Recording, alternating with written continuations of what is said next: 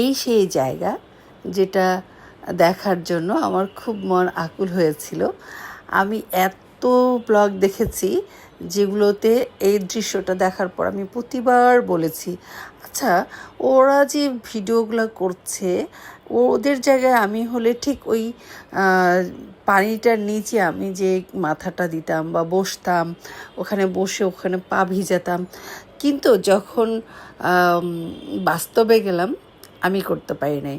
But আমি যতবার video দেখেছি ততবার আমি মনে করেছি কেন ওটা অন্যরা এটা করলো না, এটা করলে তো ভালো হতো, আমি হলে এটা ভিজতাম, কেন করতে পারি নাই।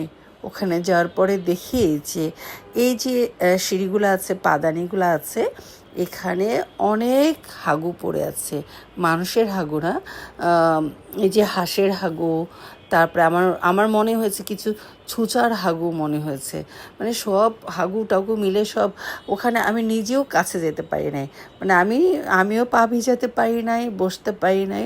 তো তখন আমার কাছে মনে হলো যে রিয়েলিটি আর মানে স্বপ্ন এক নয়।